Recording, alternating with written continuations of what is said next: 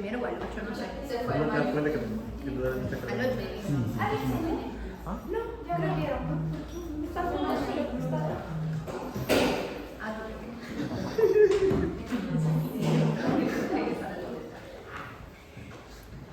¿qué ha sido una clase teórica de neoplasias? Hoy día. Ya fue el laboratorio. Siempre toca antes esto. Ya. Les voy a dar algunos acercamientos de lo que es las neoplasias, ¿ya? La neoplasia quiere decir que hay un nuevo crecimiento, un crecimiento normal dentro del cuerpo porque las células están proliferando de forma anómala. Entonces, neoplasia significa un crecimiento nuevo. Ustedes lo que me gustaría que se lleven de esta clase es algo bien práctico. Y es que ustedes aprendan a definir las neoplasias de acuerdo a si es maligno o benigno y mínimamente su estilo. Cuando ustedes hablen de neoplasias, quiero que sepan que hay dos tipos de neoplasia según su origen, según el origen de esta patología. Tenemos dos tipos, ¿no? La de origen ectodérmico y endodérmico, embriológicamente hablando, y las mesenquimales, que son de origen mesodérmico. Entonces, en epiteliales, evidentemente, son las que más abundan. Todos los tejidos que tienen epitelio son neoplasias que se originan epitelialmente dentro de cualquier epitelio, ya sea glandular, ya sea en la piel. Todo lo que tenga epitelio en el cuerpo es de origen epitelial, y más aún si tiene origen embriológico, endodérmico y ectodérmico. Entonces, dentro de ellos siempre tenemos la benignidad y malignidad. Entonces, acá tienen que memorizar algunas cosas. La gran mayoría de neoplasias benignas terminan en oma, ya sea de origen epitelial o ya sea de origen mesenquimal. Les pongo un ejemplo, los adenomas. Termina en oma, es una neoplasia benigna. El papiloma termina en oma, es una neoplasia epitelial benigna. El cistoadenoma termina en oma, es benigno. Cuando la neoplasia epitelial es maligna, suele terminar en carcinoma. Entonces, por ejemplo, si es de origen glandular, glandular siempre empieza con la palabra adeno. Todas las neoplasias que empiecen con el prefijo adeno es que es de origen glandular, que se originó en una glándula. Por ejemplo, el adenocarcinoma de próstata. La próstata tiene glándulas, por eso sería un adenocarcinoma prostático. ¿Dónde más encontramos glándulas? En el estómago, adenocarcinoma de estómago. ¿Dónde más encontramos glándulas? Colon, adenocarcinoma de colon. Ahora, cuando hablamos de neoplasias mesenquimales, quiere decir que tiene un origen mesodérmico. Yo les pregunto, dentro del mesodermo, ¿qué es lo que abunda más? El tejido conectivo. ¿Qué tejido conectivo conocen ustedes? Una pregunta de colegio, de quinto de secundaria. Tejido conectivo. Mire, eso lo han hecho en colegio, ¿ah? Tejido conectivo, tejidos conectivos, doctores. Estoy indignada. Vamos, yo sé que ustedes pueden. Conectivo, conectivo. Tejido de sostén. Hueso, músculo, cartílago. Claro, doctores, ¿ya? Ese es el tejido conectivo, el tejido de sostén. Eso es lo predominante, ahora doctores atentos, eso es lo predominante dentro de las neoplasias mesenquimales, tejido conectivo. Entonces, acá por ejemplo tenemos el osteoma, si es benigno, osteoma. ¿Qué será? Una neoplasia benigna mesenquimal que se originó ¿dónde? En el hueso, osteo, hueso. Leyo, ¿qué significa el prefijo leyo? Eso ya tienen que saber ustedes. Leyo es músculo, músculo liso, leiomioma. Termina en oma, es benigno. Luego, ¿qué más podemos encontrar acá? El condroma, condroma. ¿Qué es condro? Cartílago. Si termina en oma, es benigno. Si fuera maligno, terminan en sarcoma las mesenquimales. Por ejemplo, ¿cuál sería la malignidad de un condroma?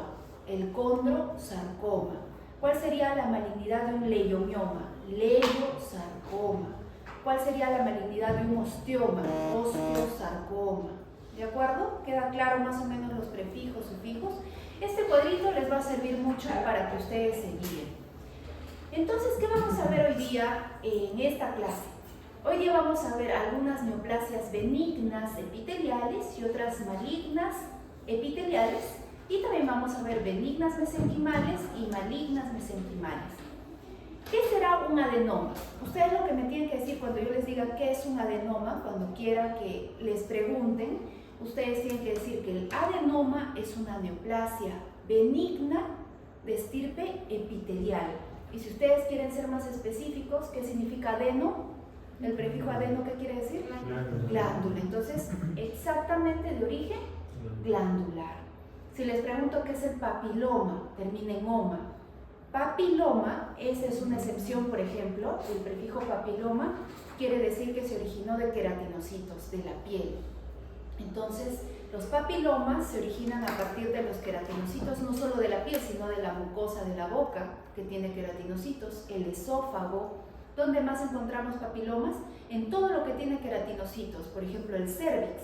En el cérvix también hay queratinocitos, que pertenecen al epitelio escamoso, no olvidemos eso. Entonces, adenoma, papiloma, neoplasias benignas de estirpe epitelial.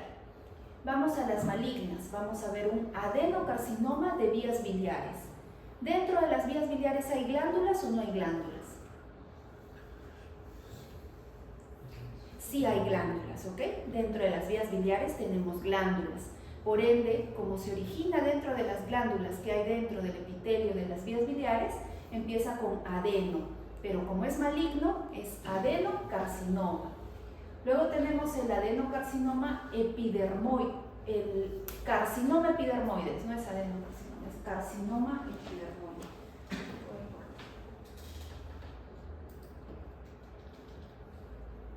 Esto es así. Ya. Entonces tenemos el adenocarcinoma de vías biliares, que es maligno, de estirpe epitelial, específicamente glandular, y tenemos el carcinoma epidermoide. Epidermoide que se origina en lugares donde hay tejido epidérmico o tejido escamoso. Entonces es un carcinoma epidermoide. ¿Por qué no se llamará adeno? ¿Hay glándulas dentro de la piel? Como tal, ¿es un tejido glandular, la epidermis? No, es un tejido epitelial, por eso no se llama adeno, sino carcinoma nada más. Y malignas de estirpe mesenquimal tenemos el leiomiosarcoma, el osteosarcoma, que sería lo maligno de osteoma, el condrosarcoma, que es lo opuesto a condroma. Hay excepciones con respecto a los prefijos y a los sufijos. Por ejemplo, el linfoma. El linfoma termina en oma, pero ¿es benigno o maligno? ¿Es? Maligno, pero ¿por qué termina en oma? Hace muchos años su nombre era linfosarcoma, pero vino alguien que no sé exactamente quién y lo cambiaron por oma, pero debió de haberse llamado linfosarcoma porque es maligno, pero es una excepción, por ejemplo, que termina en oma, pero es maligno. Los linfomas son de origen epitelial o mesenquimal. ¿Dónde se origina embriológicamente el tejido linfático? En el mesénquima. Entonces, el linfoma es una neoplasia de origen mesenquimal. No se confundan, ¿no? Si bien es cierto, la mayoría son tejido conectivo, pero dentro del mesénquima también están las neoplasias linfáticas. Entonces, más o menos teniendo idea de esos conceptos, vamos a hablar de las células anaplásicas. Para hablar de neoplasias, la neoplasia, como es un crecimiento anómalo, las células ya no se van a dividir y no van a tener una apoptosis programada, como suele ser en un tejido normal, que cambia cada cierta cantidad de tiempos. Acá ya las células son anaplásicas porque es un crecimiento anómalo. ¿Y cómo es esta célula? Miren la gran diferencia entre una célula anaplásica y una célula normal. La anaplasia, el término como tal, quiere decir que hay una pérdida de la estructura de la célula, pero por ende también pérdida de su función. Entonces, ¿qué partes de la célula pueden cambiar? En la célula que tiene que ya es atípica, que tiene una anaplasia, pueden cambiar tres partes específicas. Podemos ver cambios en su nucleolo, podemos ver cambios en su núcleo y podemos ver cambios en el citoplasma. Podemos observar cambios en todas esas áreas. ¿Y cuáles son esos cambios? Esto lo vamos a ver todo el tiempo en neoplasias. Ustedes también cuando estudien morfología lo van a tener que memorizar. Estos son los criterios citológicos de malignidad. Por ejemplo, estos términos son clásicos en las neoplasias como el pleomorfismo. Pleomorfismo, que son de diferente forma, de diferente tamaño las células, eso es clásico de una neoplasia. ¿Cuál es la relación núcleo-citoplasma normal? Normalmente, ¿cuánto es el núcleo y cuánto es el citoplasma? De 1 a 3, aproximadamente es de 1 a 3. ¿Y qué pasa cuando hay una neoplasia? ¿Qué creen que sucede? ¿Cuál aumenta? El núcleo. ¿Qué tiene el núcleo? La codificación genética. Y se desordena tanto el núcleo, ya no hay un orden en el momento de división celular, se genera un desorden tan grande que el núcleo aumenta en tamaño. Por ende, el núcleo aumenta en tamaño y el citoplasma se hace más pequeño. Entonces hay un aumento de la relación núcleo-citoplasma. ¿Qué más hay? Anisocariosis. Anisocariosis quiere decir que los núcleos son de diferente tamaño. Cariosis quiere decir núcleo. Anisocariosis, eso también está en su guía. ¿Qué más vemos? Miren como la imagen se logra ver, en la anisocariosis, cómo los núcleos son de diferentes tamaños. ¿Qué más? Pueden ser células multinucleadas, vale decir que pueden tener más de un núcleo. Podemos ver el nucleolo también. ¿Es normal ver el nucleolo dentro de una célula normal? En una célula que no es anaplásica, ¿se le observará el nucleolo? No se suele ver el nucleolo de las células, excepto cuando hay malignidad. Ahí se hace más predominante el nucleolo. Y mitosis atípicas también. Acá hay un término que quería mencionarles.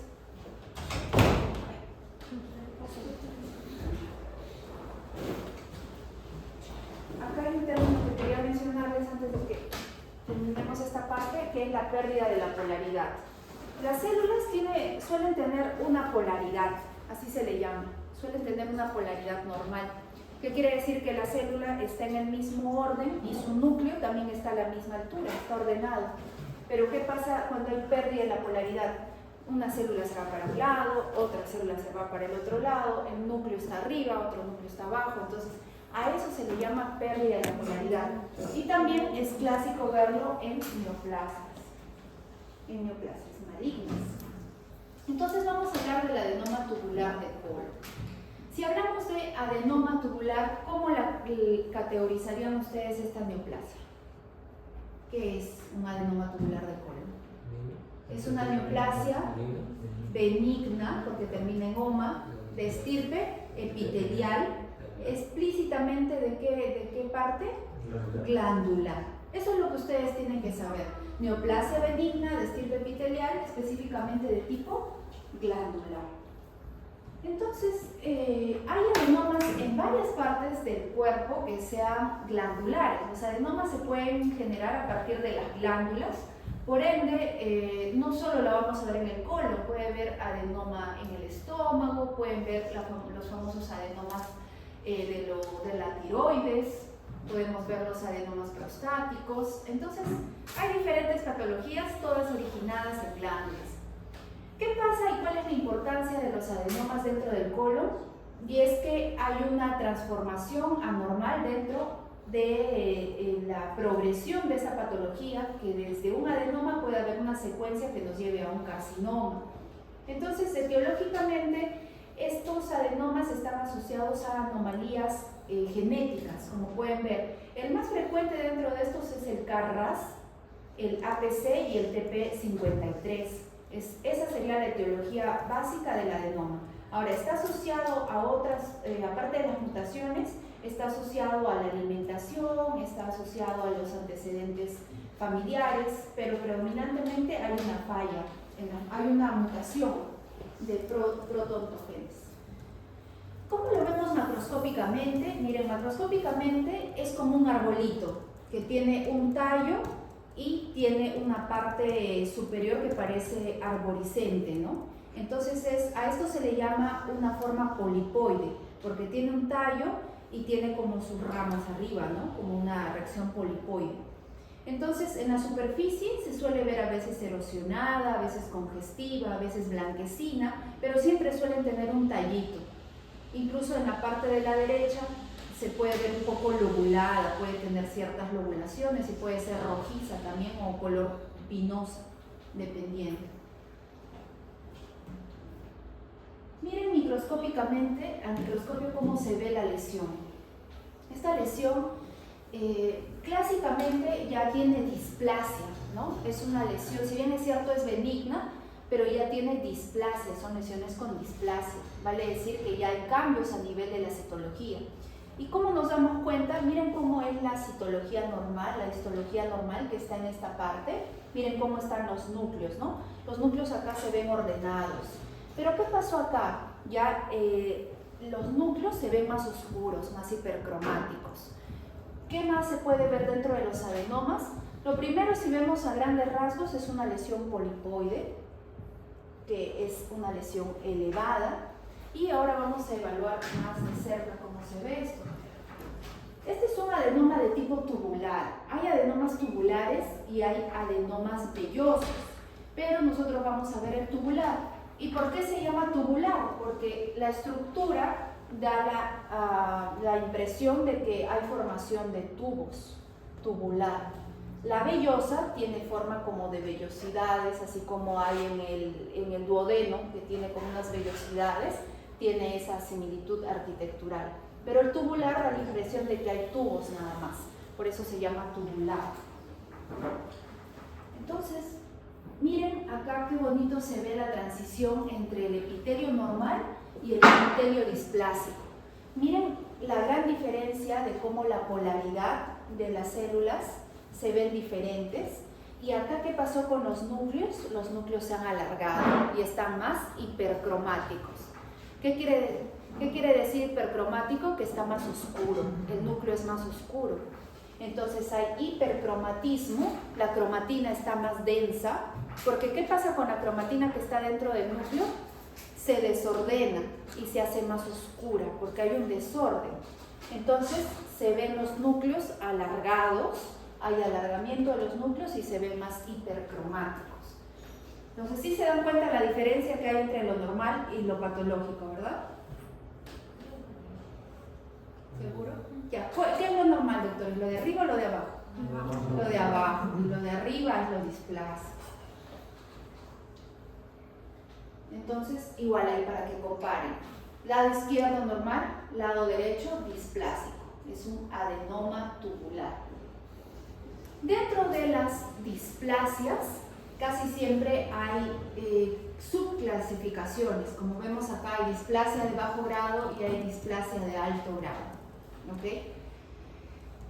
La displasia de bajo grado es lo que hemos estado viendo hace un momento, donde los núcleos todavía se encuentran a nivel de la base de la célula, ligeramente mantienen la polaridad, están los núcleos alargados, hay pocas mitosis y los núcleos son hipercromáticos, ¿ok?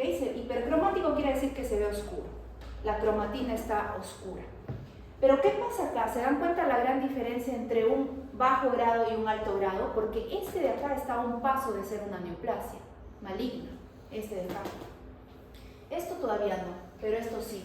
¿Y se dan cuenta la gran diferencia de los núcleos?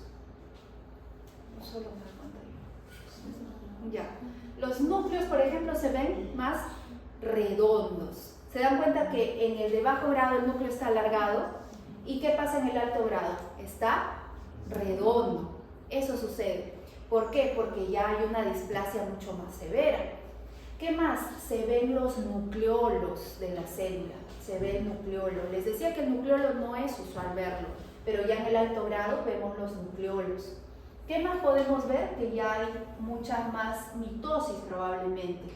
Hay pérdida de la polaridad. Miren, este núcleo está arriba, está pegado a la luz. Acá también hay otro núcleo que ya está pegado a la luz. ¿Qué quiere decir? Hay pérdida de la polaridad, los núcleos están redondos, hay presencia de nucleolos, hay más mitosis. Entonces, esa es la diferencia entre un alto y bajo grado. Eso tienen que buscar ustedes ahora en sus láminas. Esa es la lámina que nosotros vamos a revisar. Miren, tiene esa forma polipoide. A esto también se le llama un core. A esto se le llama core. ¿Y qué es el core? El core es el tallo. ¿Y qué hay dentro del tallo? Es la pregunta. Están durmiendo, ¿qué hacemos? Nos estiramos, hacemos estiramientos, pausas activas, ¿no? Vamos a salir a correr, porque me encanta hacer deporte. Ya. El tallo de los pólipos, doctores, en su interior tiene vasos. ¿Y por qué? Porque esta neoplasia necesita irrigación, porque es una neoplasia que está en crecimiento. Por eso es que en este tallo suele haber una proliferación de vasos. Nos acercamos más y vamos a ver las características que les he mencionado, ¿no? Les decía, acá por ejemplo al lado derecho, en el tallito se puede ver que hay un montón de vasos, a eso se le llama el core. Y es clásico de estas lesiones adenomatosas. Se ve la proliferación de los vasos ahí. Ahora nos acercamos acá y lo que vemos son las áreas displásicas. Esto sería displasia de alto grado o bajo grado, todo esto. ¿De? Alto grado. Ahí se ve más de bajo grado, al lado izquierdo. Y acá ya está mezclado. Hay algunas que son de bajo grado, pero hay otras que ya son de alto grado. Vamos a acercarnos.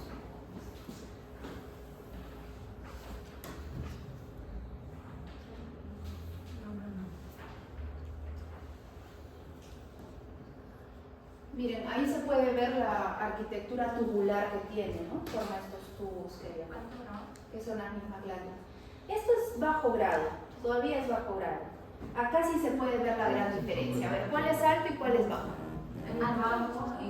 El primero es bajo y el segundo alto grado. En el alto grado, si se dan cuenta, los núcleos están más redondos, la cromatina está desordenada, hay nucleolos, hay pérdida de la polaridad. En cambio, en el de la izquierda, los núcleos todavía están alargados, hay polaridad, la polaridad está adecuada todavía, no hay mitosis tampoco y hay un poquito de hipercromasia. Esto sería de alto grado, ya están más redondos los núcleos, ya no se ven tan alargados, se ve el nucleolo también. Miren, este es el nucleolo. Miren, acá se ve un nucleolo, acá también miren cómo se ve el nucleolo. ¿De acuerdo? Esto tienen que buscar ustedes en sus planes. Entonces, ese es el adenoma. Adenoma tubular de colon. Ahora vamos a ver un adenocarcinoma. ¿Qué sería un adenocarcinoma? Sería una neoplasia maligna de estirpe epitelial, específicamente de origen glandular, porque empieza con adeno. Entonces, no olvidemos la anatomía, vamos a recordar la anatomía de las vías biliares. Miren acá cómo tenemos la división de las vías biliares, ¿no? Por un tema de neoplasias, de lo que es los conductos biliares, se divide en tres zonas los conductos biliares. En la parte intrahepática, que quiere decir las vías biliares que están dentro del hígado, tenemos la parte perihiliar, que es donde hay una bifurcación, y tenemos la parte distal. Y así se dividen de esta forma las neoplasias. Dicen que es una neoplasia de vías biliares intrahepática, neoplasia de vías biliares periliar o neoplasia de vías biliares distal, dependiendo de de la zona donde se originó. Entonces miren acá tenemos el colédoco, ¿no? Que se divide en el conducto cístico, en el conducto hepático común. Lo que tenemos acá luego es la parte ya del páncreas, intrapancreática con el conducto pancreático, y acá se unen para poder desembocar en donde, en el esfínter de Oddi, ¿no? A esto también, esta es la parte ampular, ¿no? La parte de la ampolla. Entonces, ¿cuál es el origen? Pues el origen, como la gran mayoría de neoplasias malignas, es desconocida, pero está asociada a mutaciones en oncogenes y algunos genes supresores. Lo que sí hay factores de riesgo, por ejemplo, los pacientes que han tenido antecedente de quistes de colédoco, de parásitos, pero específicamente estos parásitos que están acá, no cualquier parásito, sino estos de acá. Y miren acá, los pacientes que han tenido colelitiasis también pueden aumentar su factor de riesgo. Y sobre todo esto sí está bien asociado a los pacientes que han tenido pancreatitis crónica, que sufren de pancreatitis crónica, como los alcohólicos, por ejemplo. Entonces vamos a ver un tumor ubicado acá, más o menos a nivel extrahepático. Miren, acá tenemos la parte del duodeno, que es la parte de la ampolla, donde está el esfínter de Oddi, ¿no? Más o menos en esta zona se ha originado esta neoplasia. Entonces vamos a llevarlo a la vida real, que es lo que tenemos a la derecha. Todo esto que les estoy señalando acá, miren acá, todo esto es el duodeno. Esto es el duodeno. Y lo que está señalado ahí con amarillo, esa línea amarilla, es el conducto. Lo que está alrededor, esa masa que está alrededor de ese conducto, que está obstruyendo, es la neoplasia. Es una neoplasia de vía biliar extrahepática. ¿Qué pasa si se obstruye esa zona? Como podemos ver acá. ¿Qué pasa? ¿Qué podría pasar clínicamente con este paciente? Ictericia, ese es su primer síntoma, ¿no? Son pacientes que tienen ictericia, que tienen baja de peso.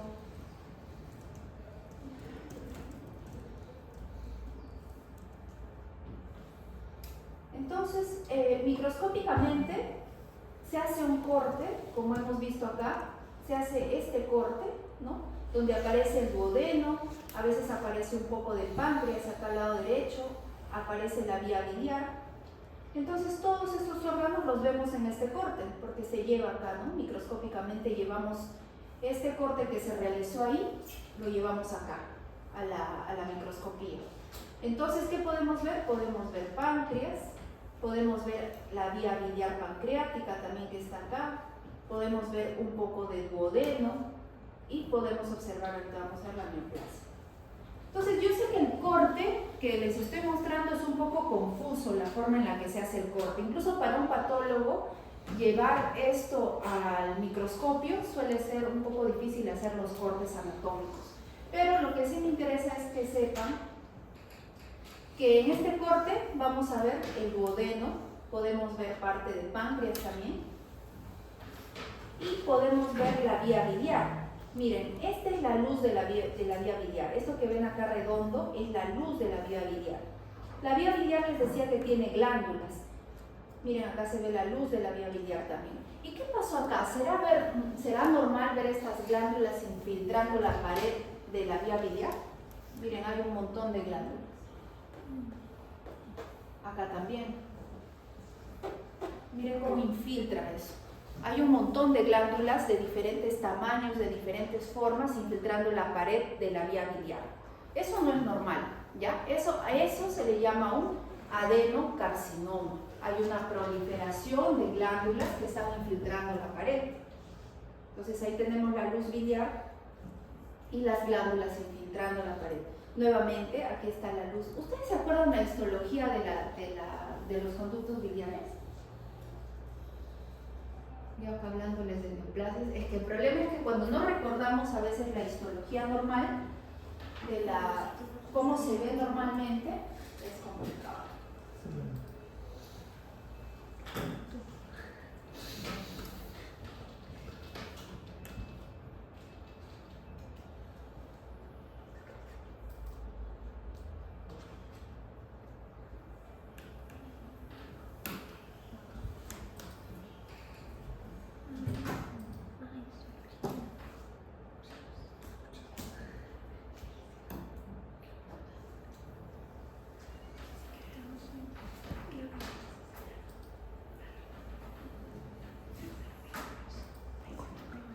Miren, así se ve más o menos una vía biliar. Tiene un orden. Si bien es cierto, está medio ramificada, la zona glandular se ve un poco ramificada, pero tiene un orden y la pared está libre. ¿Se dan cuenta que tiene una pared muscular? Tiene una pared muscular, pero está libre. Entonces comparemos con esto de acá. Miren estas glándulas ya atípicas que están entrando a la pared.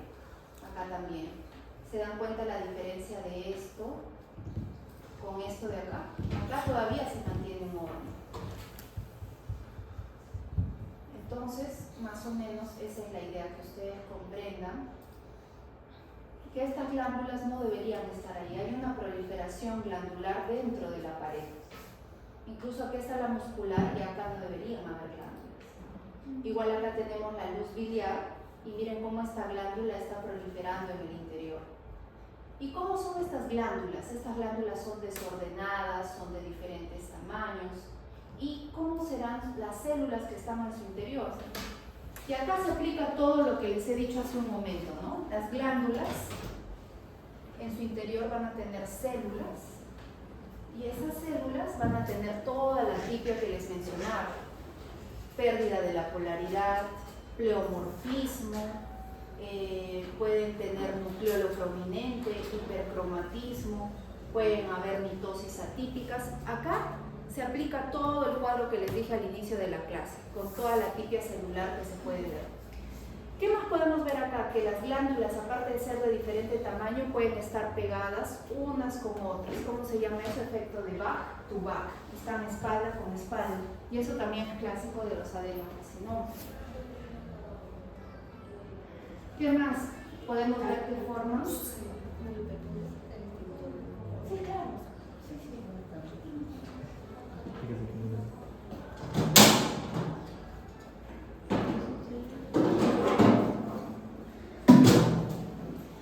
¿Ha pasado ahora? ¿No? ¿Ha pasado ahora? Ah, lo van a... Dije, no. Ya. Sí. Ya.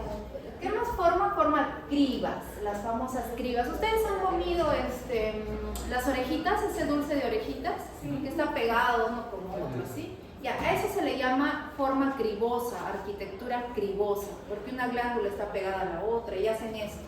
Eso se le llama arquitectura de tipo criboso, de cribas, forma cribas. Y se parece mucho a las orejitas. ¿Ven? ¿Ya? Forma cribas. Entonces, eso también es una característica de las neoplasias glandulares. ¿Sí? Puede haber metástasis también. Miren, ahí hay un ganglio linfático que está adyacente a la neoplasia y miren qué tiene en su interior. Glándulas. ¿Será normal ver una glándula dentro de un ganglio?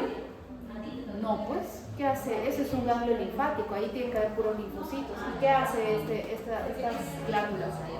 Eso es una metástasis. Igual, más de las glándulas pueden estar acompañadas de epitelio. No, esto es más de la metástasis, porque está dentro de un tejido linfático. Ya, listo. Eso es un adenocarcinoma.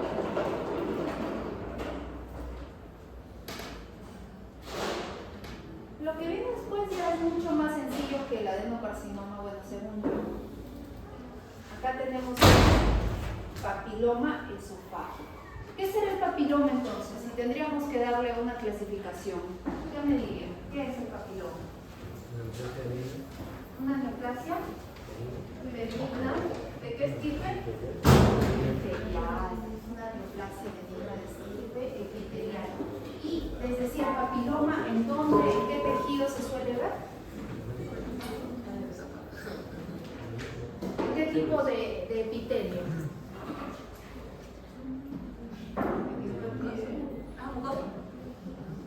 Donde hay, ya está bien, donde hay, ¿qué tipo de epitelio suelen tener las mucosas? Por ejemplo, en la boca del esófago. Escamoso, donde hay queratinocitos. Los papilomas suelen estar donde hay queratinocitos. Entonces, neoplasia benigna de estirpe epitelial. Muy bien, vamos a ver el esófago.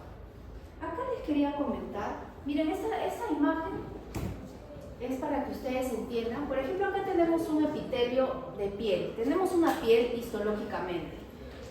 Dentro del epitelio se puede originar el papiloma, que es lo que ahorita les estoy diciendo. Pero acá abajo tenemos el estroma, tenemos el tejido de sostén de la piel, o sea, la dermis, ¿no? La dermis o llamado estroma.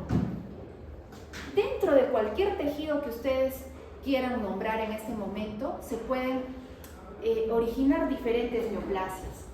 Por ejemplo, ¿qué tenemos en el epitelio que está debajo de la piel, en el estroma? ¿Tenemos fibroblastos de sostén dentro de la piel? ¿Ustedes qué opinan? ¿Hay fibroblastos en el estroma? Claro, hay fibroblastos. ¿Y eso podría generar una neoplasia si hay unas mutaciones, si está predispuesto el paciente? Claro que sí, podría formarse un fibroma. ¿Qué más tenemos dentro de la piel? Tenemos endotelio, tenemos vasos. ¿Podría formarse un hemangioma? Claro, podría formarse un hemangioma. ¿Podría formarse un hemangiosarcoma? También. Entonces, lo que quiero llegar es que dentro de cualquier órgano en el cual ustedes se encuentren puede originarse diferentes tipos de neoplasia, benigna, maligna y de diferentes estirpes dependiendo del origen de esa célula. ¿Y esto depende de qué? Depende de que el paciente tenga ciertos factores de riesgo, tenga sus antecedentes, tenga predisposición oncogénica. Cuando hablamos de papiloma, miren, el papiloma en sí, el que vamos a ver de esófago, está asociado al virus del papiloma humano. ¿A qué tipo? Al 6 y 11. ¿Serán los mismos que hay a nivel del epitelio escamoso que nosotros vemos en el cervix? ¿Ustedes qué opinan? ¿Cuáles son los que causan el carcinoma escamoso de cervix? ¿Cuáles son los dos papilomavirus más frecuentes en el 16 y el 18? ¿Se dan cuenta que acá es diferente? El 6 y el 11. Por ende, estos generalmente no se consideran una lesión premaligna. Simplemente se retiran y con eso está curado el paciente, a diferencia del 16 y 18 que sí son lesiones premalignas. Entonces, este papiloma escamoso está asociado al papiloma, al BPH 6 y 11.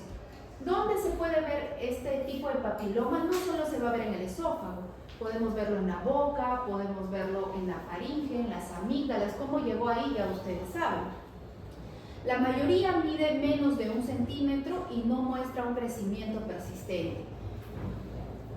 Miren acá, les he traído algunas, miren cómo se observa, ¿no? ¿Por qué se llama papiloma? Porque es papilomatoso. Miren en la orofaringe, cómo se puede ver en el paladar blando, tiene forma de papilas. Miren en la lengua también, esa área exofítica en el dorso de la lengua, cómo se ve blanquecino, papilomatoso. Miren en el paladar duro también, ¿sí? ¿Cuánto dijo que medía? Puede medir más de 1 centímetro, pero depende de la evolución. Si recién está creciendo, puede ser también menor de 1 centímetro. Entonces, miren en el paladar duro también por los dientes, cómo se ve esta lesión exofítica, papilomatosa, que parece una coliflor. Y la de abajo, la de la derecha, es una endoscopía y miren cómo se ve esa lesión blanquecina exofítica también, similar a las que se ven en la boca, en la lengua. Acá también, miren, esta es la parte del esófago y miren cómo se ve, ¿no? Papilomatoso, exofítico, como una coliflor, parece una coliflor. Doctora, ¿y duele? O sea, por ejemplo, No, suelen ser asintomáticos. Son lesiones asintomáticos, pero el paciente va básicamente porque se siente el crecimiento, pero no porque le duela. Ahora, sí puede ser que haya sangrado de estas lesiones en la boca, sobre todo por el contacto continuo con la comida o con la lengua, pueden sangrar y ahí sí generar cierta molestia, pero por lo general son asintomáticas. Igual en el esófago. A veces en el esófago suelen ser hallazgos incidentales. El paciente se está haciendo una endoscopia para ver el estómago y cuando está ingresando, bueno, ¿no?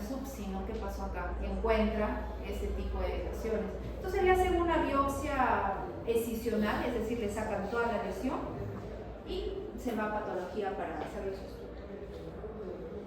Entonces, cuando hablamos de queratinocitos, de tejido queratinoso, vale decir de tejido que tenga, que haya epidermis, o en el esófago, en este caso, que haya tejido escamoso, no queratinizado. Estas lesiones van a tener ciertos conceptos que también es para memorizar. Entonces vamos a verlo para que, digamos, sea más práctico. Les he traído estas imágenes. Miren, la parte más superficial de los tejidos escamosos, si fuera piel, ¿qué es lo que tiene? Queratina. Entonces, cuando hay un aumento de la queratina, histológicamente a ese se le considera como un término de hiperkeratosis. Se le dice hiperkeratosis, cuando aumenta. ¿Por qué aumenta? Por procesos inflamatorios. ¿Qué pasa cuando aumenta la capa de la granulosa? Se le llama hipergranulosis. ¿Qué pasa cuando se elongan las papilas del epidermis? Porque tiene una parte papilar. A esto se le llama acantosis. Entonces, esos términos, por lo menos esos términos, tienen que saberlos. ¿Por qué? Esta lesión tiene esas características. Lo primero, que es una lesión papilomatosa. Es una lesión papilomatosa porque tiene sus papilas. Miren, tiene papilas. A eso se le llama papilomatosis. ¿Qué más podemos ver acá? Tiene hiperkeratosis. Son lesiones con queratina. Hiperkeratosis. Miren acá también, hiperkeratosis. Está aumentada la parte de la queratina. ¿Qué más tiene? Hipergranulosis, es decir, la capa granular la van a ver aumentada. ¿Qué más tiene? Acantosis. Eso también es clásico. Acantosis. ¿Por qué? La parte papilar que tenemos acá, que son las papilas del epidermis, están elongadas. A eso se le llama acantosis.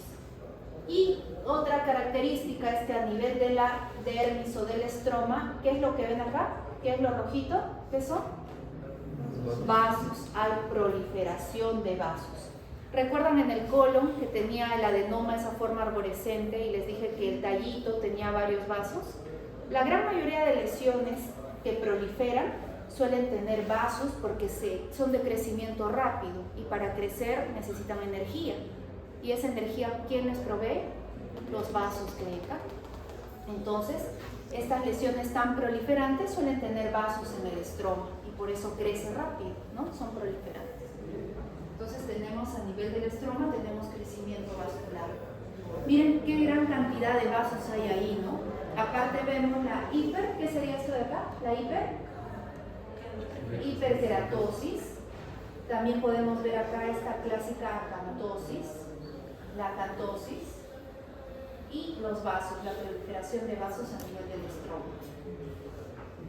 Igual la hiperkeratosis que vemos acá, la acantosis de la capa papilar, de la parte papilar del epidermis y la proliferación de vasitos.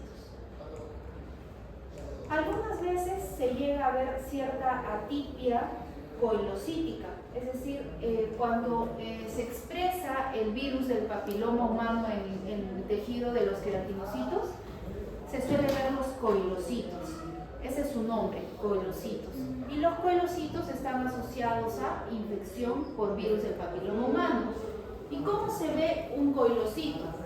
El coilocito es una célula similar a esta. Característicamente tiene un halo blanquecino periférico y el núcleo es irregular, como si fuera una pasa. Se ve así como una pasita, irregular. Pero, ¿qué lo caracteriza? Su halo periférico blanquecino y el núcleo irregular, como este de acá, por ejemplo, ¿no? Eso es característico también ver acá. Acá podría ser otro. Entonces, sí se pueden ver atipia coilocítica o coilocitos algunas veces, no siempre. Igual no es de lo mismo la hiperkeratosis, la acantosis, la proliferación de vasos. Miren acá cuántos vasitos están proliferantes. Y ese es el papiloma esofágico. Ahora vamos a ver lo maligno de esta lesión epitelial. Que tenemos el carcinoma epidermoide infiltrante de células. Un carcinoma epidermoide. Entonces, el carcinoma epidermoide del cérvix, está asociado a ciertos factores de riesgo. Es la neoplasia más frecuente a nivel mundial en la mujer, a nivel mundial, y aparte la segunda más frecuente es la de mama. Entonces, esas son las dos neoplasias que son las más frecuentes en la mujer, la de cérvix y la de mama. Entonces, suele ser una lesión a veces asintomática, pero en casos ya cause signos, porque ya es una lesión muy grande, suele haber dolor pélvico, suele haber sangrado vaginal, suele haber dispareunia también, es decir, dolor en el momento del acto sexual. ¿Cuáles son los factores de riesgo? Múltiples parejas sexuales, pacientes fumadoras, pacientes que usan anticonceptivos y pacientes con antecedentes de enfermedades de transmisión sexual. ¿Y por qué? ¿Cuál es la causa más frecuente de esta patología en el 99%? ¿Por qué se da el cáncer de cervix? Doctores. VIH. ¿De qué tipo? Los más frecuentes, 16 y 18. Pero hay más cepas, ¿no? Por si acaso. Hay más cepas que son frecuentes también. Entonces, ¿cómo se previene el día de hoy? ¿Qué es lo que se hace con estos pacientes? ¿Cómo se previene ahora? Se les da la vacuna, ¿no? Se les pone la vacuna para el VPH. Entonces, eso es lo importante, la prevención con las vacunas. ¿Qué más es importante con estas pacientes? Hacerles un seguimiento cada 3 años, hacerle un Papá Nicolau o cada 4 años. Pero les comento que el día de hoy ya todos los estudios de neoplasia son de tipo molecular. Entonces, ¿qué se puede hacer con esas pacientes si la primera causa es el VPH? ¿Qué harían ustedes? Un estudio molecular. Y eso es lo que se hace el día de hoy. Pero el problema es que si ustedes manejan su paciente en el Ministerio de Salud, no es lo mismo que manejen su paciente en la vía privada. ¿Por qué? ¿Qué harán si su pacientita no tiene una posibilidad económica y les llega al MINSA están haciendo su serum? ¿Podrán pedirle un biomarcadores para ver molecularmente si tiene PBH 16, 18, 21, 24? No se puede. Entonces, ¿qué hacen? Le hacen un cribado con Papá Nicolau. Si sale algo atípico, le hacen su colonoscopía y van paso a paso.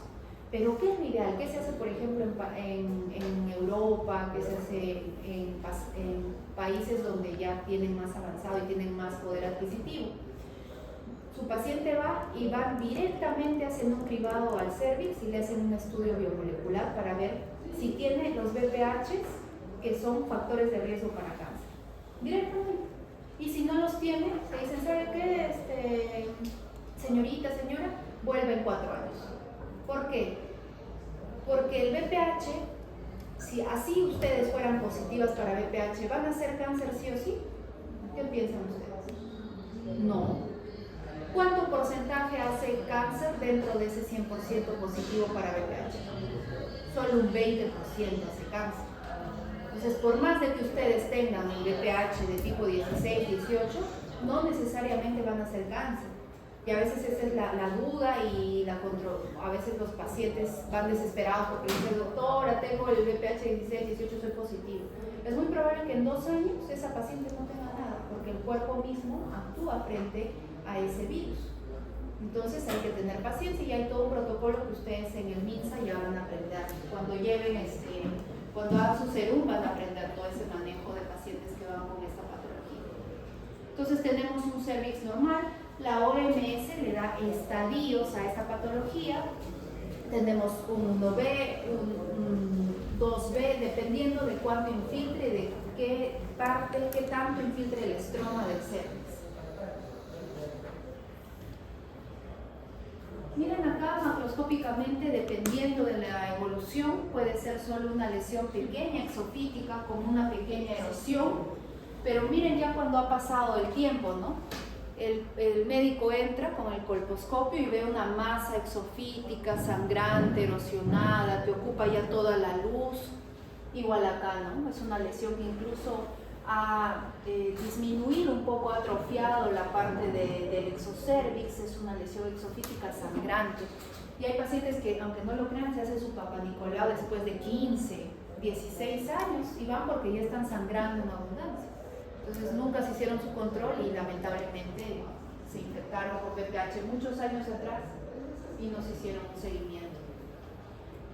El cervix, doctores, es lo que está acá al lado derecho, el exocervix. Este es el exocervix y esto es el canal endocervical. ¿Dónde termina el canal endocervical? En la cavidad uterina. Entonces esto es el cuerpo uterino, este es el cervix, tenemos el exocervix que está acá y esto que ven acá es la masa, es la neoplasia maligna, esta parte blanquecina, que no solo ya está infiltrando el exocervix, porque el exocervix es lo que está acá, es la parte externa que corresponde a un epitelio escamoso, sino que ya se ha metido a la pared y está infiltrando el estroma. Entonces, ¿cómo lo vemos microscópicamente? Miren, comparen un poco. Uno, que el epitelio normal del exocervix ya ni siquiera se ve porque está erosionado, está ulcerado. Pero estos nidos de queratinocitos son clásicos de un carcinoma epidermoide, que lo que prolifera acá son las células, los queratinocitos. Hay una proliferación de queratinocitos y forman nidos. ¿Cómo son estos queratinocitos? Tienen todas las características de atipia que hemos hablado al principio de la clase. Igual acá hay abundantes nidos de queratinocitos. ¿Cómo están esos queratinocitos? Atípicos. ¿Cómo? ¿Cómo así? Son pleomórficos, hay aumento de relación núcleo-citoplasma, hay anisocariosis, hay pleomorfismo, hay mitosis atípicas. Todo lo que les decía. ¿Qué características pueden ver ahí de lo que les mencionaba, de los cambios citológicos? Hipercromatismo, pleomorfismo, anisocariosis, nucleolos prominentes, hay mitosis atípicas también acá. Acá hay una mitosis atípica, acá hay otra mitosis atípica, acá hay otra mitosis atípica. Binucleados, miren, dos núcleos y abundante pleomorfismo. Miren, todo lo que les he dicho de las neoplasias con sus características citológicas se puede ver acá. Entonces eso lo vamos a ver en el carcinoma epidermoide. Y finalmente,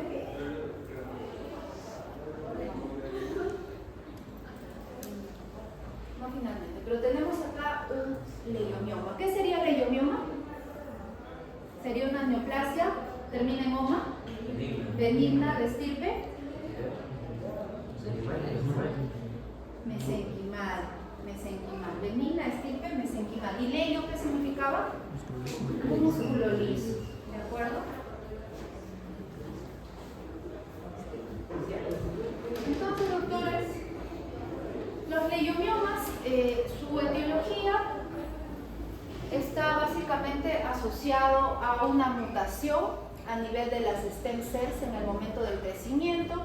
Esta célula inmadura, asociado a factores estrogénicos y de progestágenos, hace que haya una maduración excesiva, una proliferación excesiva de estos leiomiocitos. Y por eso aumentan los leiomiocitos y se forma un leiomioma. Entonces, asociado a factores de estrógenos, progestágenos y una mutación a nivel de las stem cells. Hay diferentes tipos dependiendo de la zona donde se ubique el leiomioma. Tenemos los de tipo pedunculados, submucosos, tenemos los submucosos que están debajo de la mucosa, los más frecuentes los intramurales, los subserosos que están debajo de la subserosa y los fúngicos. De estos les pregunto, ¿cuál creen que sangre más? ¿Cuál creen que les genere bastante síntoma y su paciente vaya por metrorragias abundantes? El submucoso y el peduncular. Los dos submucosos que están ahí, esos son los que sangran. Y sangran muchísimo porque están en contacto con ¿qué?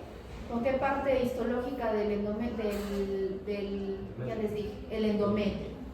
La parte glandular que se desprende todo el tiempo. Entonces, esos son los que más sangran. Acá ya se ve macroscópicamente, es una lesión nodulada, de bordes bien definidos, blanquecina, que a veces puede tener puede ser, en su interior puede estar un poco lobulada algunas veces, puede tener ciertas lobulaciones, pero ojo acá, esta neoplasia no tiene ni hemorragia ni necrosis. Las neoplasias malignas, como los sarcomas, tienen esa característica, tienen mucha hemorragia, tienen mucha necrosis. En cambio, las benignas no tienen hemorragia ni suelen tener necrosis. ¿Qué parte del útero sería esto? ¿Qué parte histológica? Glandular. ¿Corresponde a qué parte? Endometrio. El endometrio tiene glándulas. ¿El miometrio tiene glándulas? No. ¿Qué tiene? ¿Por qué está conformado? Músculo liso. Entonces, miren, les decía que había una proliferación de leiomiocitos. Miren, es una lesión nodular que en su interior que tiene leiomiocitos desordenados, con atipia o sin atipia. sin atipia. Leiomioma es una lesión benigna proliferante. Entonces las benignas, doctores, no tienen toda la atipia que yo les he dicho. El adenoma, si bien es cierto, tiene cierta atipia cuando es de alto grado, cuando hay displasia de alto grado. Pero este leiomioma solo tiene leiomiocitos, tiene células fusiformes que imitan a las que hay dentro del epitelio normal y están entrecruzadas entre sí.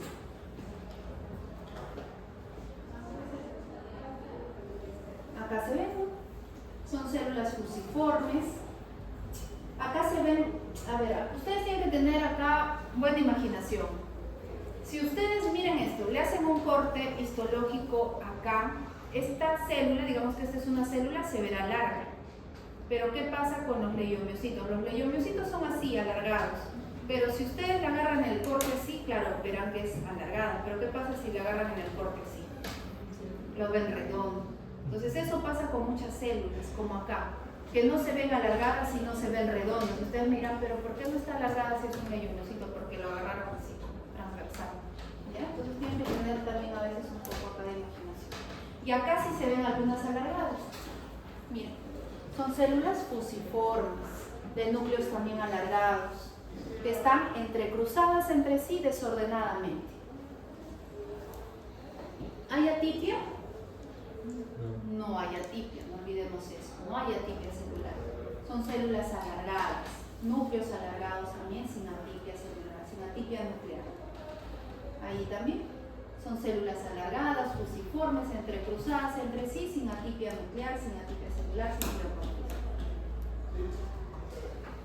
Y por último vamos a hablar del condrosarcoma. Ya con esto acabamos. ¿Qué será el condrosarcoma, doctores? Una neoplasia maligna, condrosarcoma, ¿de tipo?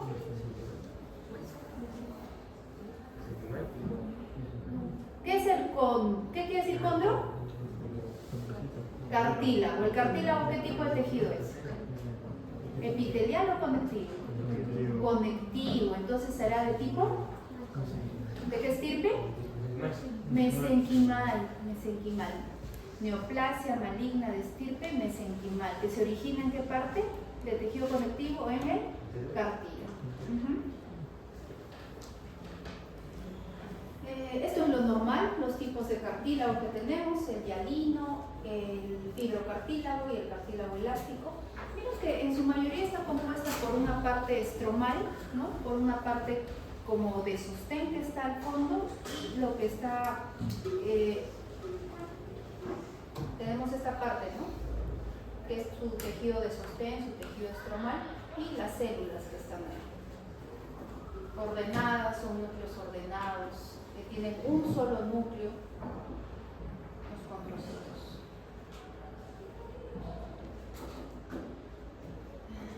Entonces, ¿qué vemos?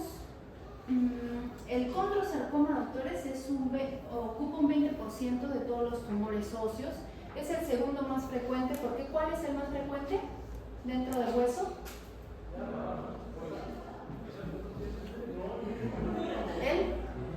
¿Cuál es el más frecuente dentro de los tumores óseos? Si este es el segundo más frecuente, el primero ¿cuál es? El osteosarcoma, ese es el más frecuente. ¿En quiénes se produce? En adultos de mediana edad.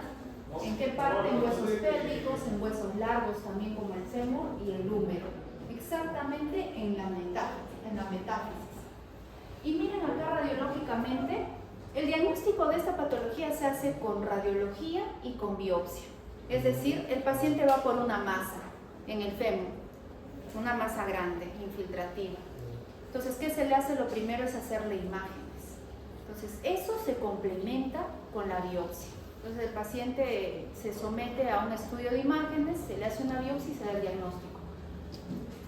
Tiene una clásica característica el condrosarcoma, y es que tiene un signo de palomita de maíz. ¿Se dan cuenta que parecen palomitas de maíz pegadas? Ya, si esto se ve igual ahí arriba, miren, y está infiltrando. Si este signo se ve dentro de la radiografía, de la tomografía, esto es característico de un condrosarcoma. Por ejemplo, el osteosarcoma no hace este signo. Entonces, este signo es característico del condrosarcoma, de la palomita de maíz. Macroscópicamente son lesiones mal delimitadas, infiltrantes. Algunas pueden tener un aspecto mucinoso o mucoide, blanquecino, pero otras también pueden tener hemorragia y necrosis. ¿Recuerdan? Les decía esa característica macroscópica de la hemorragia y necrosis. Ese es característico en la malignidad. Entonces, ¿cómo lo vemos microscópicamente? Esto es bien.